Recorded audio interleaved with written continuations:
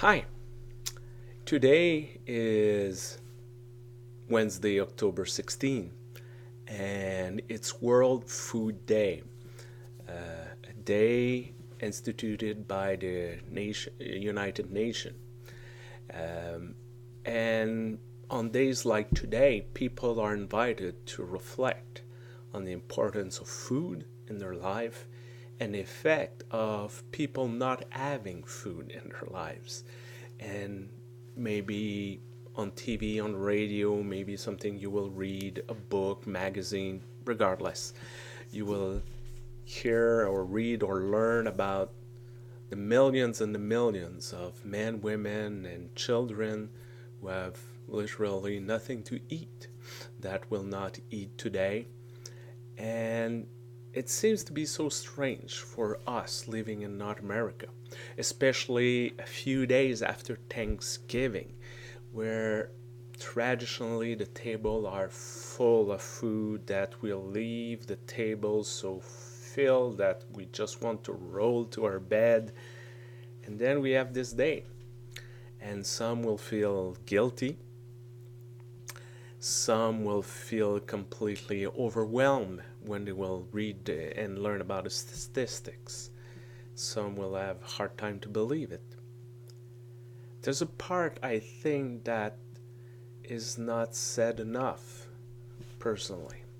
I believe that. Is often it's presented we need to make more food to feed the planet, and that's going to be the biggest challenge in the future.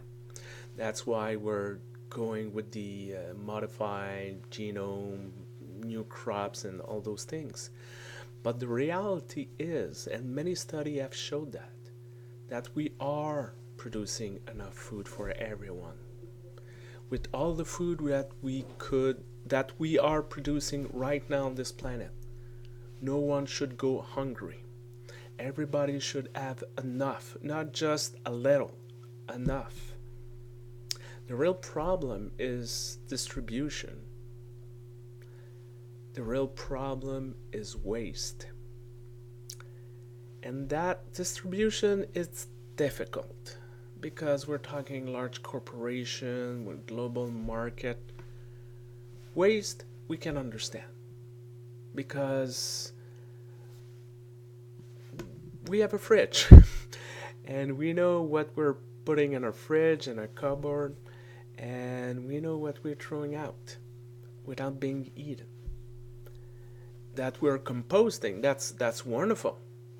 But maybe the ultimate goal that it would be that we compose almost nothing, meaning that we will eat about everything we buy.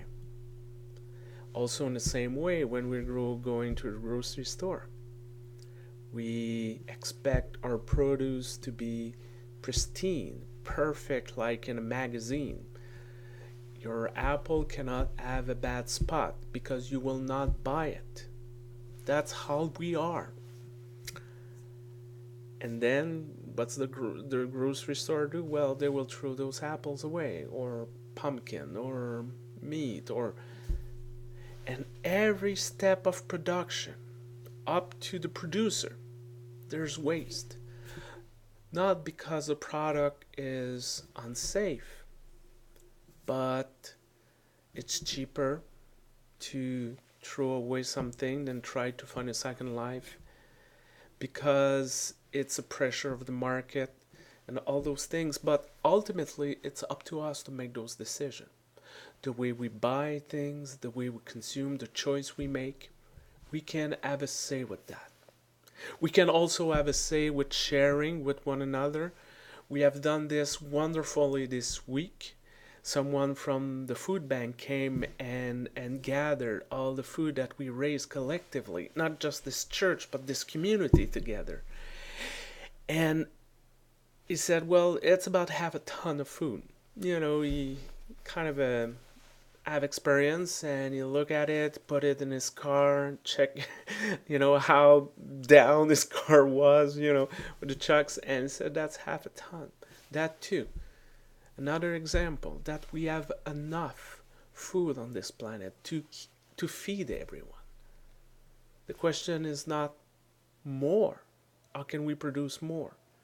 The question is, how can we use our resource and our blessings better? How can we be better stewards of all the blessing of God's creation? I hope this week you will have this opportunity to reflect on how we manage the food we have, value it, preserve it, better use it, how you will be able maybe to share it once again a little more. How do you help those who don't have enough? And because it's unjust redistribution, and how we can make sure that everyone receives its fair share of God's blessing. Have a great week, enjoy life, and share this joy with people around you. Take care.